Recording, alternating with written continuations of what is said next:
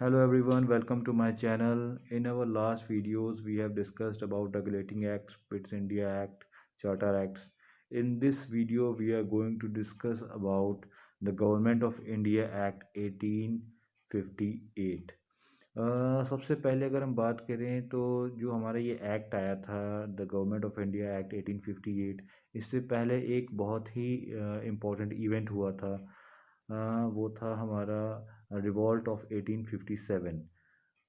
Revolt of 1857 we also call it sepoy mutiny, because बहुत सारे जो सिपॉयज थे जो ब्रिटिशर्स के अंडर में थे, वो उन लोगों ने रिवॉल्ट कर दिया था against the British rule. Okay, so हुआ क्या था कि इस एक्ट के आने के बाद, आफ्टर दिस एक्ट, जो कंट्रोल था वो ब्रिटिश ईस्ट इंडिया कंपनी के हाथ से क्राउन के हाथ में चला गया था। बेसिकली हम कह सकते हैं क्राउन रूल स्टार्ट हो गया था। अगर हम बात करें सिग्निफिकेंस की, then the significance of this act was enacted in the wake of the revolt of 1857, and this revolt is also known as the first war of independence or the Sepoy mutiny. Okay, this act, the Government of India Act 1858, is also known as the Act of Good Government of India. This act abolished the ruling of the East India Company and transferred the power of the government, territories, and revenue to the British Crown. इसके regarding मेरे पास कुछ points हैं, आज मैं उन्हीं को ही discuss करूंगा आप लोगों के साथ। So let's begin. The British Crown decided to assume sovereignty over India from the East India Company, and in an apparent consequences of the revolt of 1857, described as an armed Sepoy Mutiny by the British historians and remembered as the first war of independence by the Indians. जैसा कि हमने discuss किया था कि इस act के आने से एक साल भर पहले एक बहुत बड़ा रिवॉल्ट हुआ था, जिसे हम रिवॉल्ट ऑफ 1857 भी कहते हैं या फर्स्ट वॉर ऑफ इंडिपेंडेंस भी कहते हैं। इसमें बहुत सारे सेपॉयज जो हमारे ईस्ट इंडिया कंपनी के लिए काम करते थे, उन्होंने रिवॉल्ट कर दिया था। बेसिकली जो रीज़न था वो ये था कि जो ग्रीस कार्ट्रेजेस थे जो गन में थे, उनको मुंह से खोलना पड़ता था, ऐसी कुछ फंक्शनिंग थी उसमें। सो बेसिकली हुआ क्या कि उसमें एक अफवाह ऐसी फैली थी कि उसमें शायद पिग की चर्बी का जो है वो बना हुआ है या काऊ के मीट का बना हुआ है। इसको लेकर जो सेपॉयज थे उन्होंने उसको यूज़ करने से मना कर दिया था, and that was the big reason for this revolt.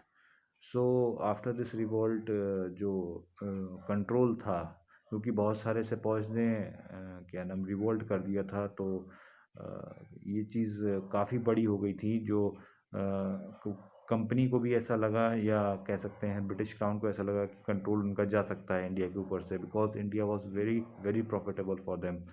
So they came with the new act to control the governance of India.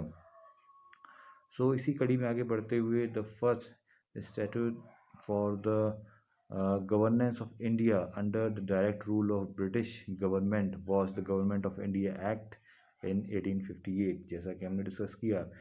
It change the designation of the governor general of India to that viceroy of India. जो हमारे governor general थे वो बन गए हमारे viceroy. The viceroy was the direct representative of the British crown in India. जो हमारे voice Roy होते थे वो डायरेक्ट रिप्रेजेंटेटिव हैं, ठीक है, इस एक्ट के आने के बाद से इंडिया में। एंड जो हमारे पहले फर्स्ट रॉय थे वो बने हमारे Lord Canning. This act ended the system of double government by abolishing the board of control and court of directors. इस एक्ट ने इन दो चीज़ों को ख़त्म कर दिया था। It created a new office, that is the Secretary of State for India. It vested with complete authority and control over Indian administration.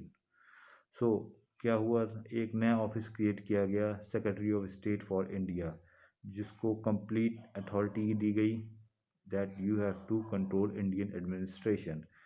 It established a 15-member council of India to assist the Secretary of State for India. उसको एक council भी दी गई थी 15 लोगों की, 15 members. The council was an advisory body.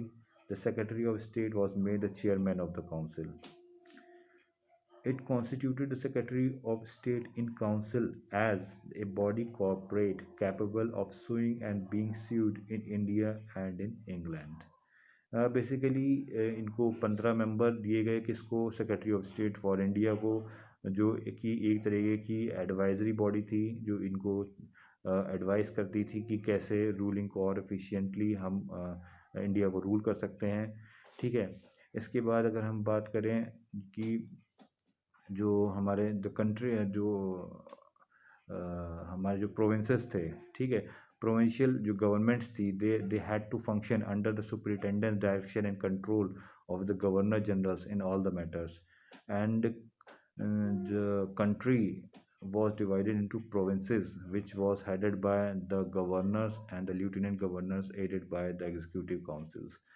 So basically जो provincial governments थी उनको वर्क करना था under the superintendence direction and control of governor generals, और जो हमारे प्रोविंसेस थे उनको जो हेड करते थे वो थे हमारे गवर्नर्स या लिeutenant गवर्नर्स। अगर प्रेजेंट की बात करें हैं तो हमारे आज भी होते हैं, गवर्नर भी होते हैं एंड एलजीज भी होते हैं। एलजीज हमारे यूटीज़ में होते हैं, गवर्नर स्टेट्स में होते हैं, but they are nominal head in states. उनको उतनी पावर जो है वो नहीं दी गई जो लास्ट उस टाइम पे थी। प्रेजेंट में उतनी पावर नहीं है। और एलजीज़ की बात करें तो सेम कंडीशन एलजीज़ के बात है होती हैं, बट यहाँ जो एक चीज़ हमें नोट करनी है कि जो यूटीज़ होते हैं उसमें जो हमारी स्टेट गवर्नमेंट होती है, जो इलेक्टेड गवर्नमेंट होती है, उनका फुली कंट्रोल नहीं होता है यूटीज़ में। वेयर एज जो हमारा स्टेट्स होते हैं, जो फुल फ्लेज स्टेट्स हैं, उसमें जो हमारा इलेक्टेड गवर्नमेंट है उनका बड़ा रोल होता है, गवर्नर का रोल काफ़ी छोटा होता है। ठीक है, इसी कड़ी में आगे बढ़ते हैं। The secretary of state was ultimately responsible to the British parliament. So जो सेक्रेटरी ऑफ स्टेट होते थे हमारे, वो डायरेक्टली रिस्पॉन्सिबल होते थे किसके प्रति, वो था British parliament. So this was some of the important points regarding this act. I hope you like this video. If you like this video, then please do like and subscribe. Thank you for watching.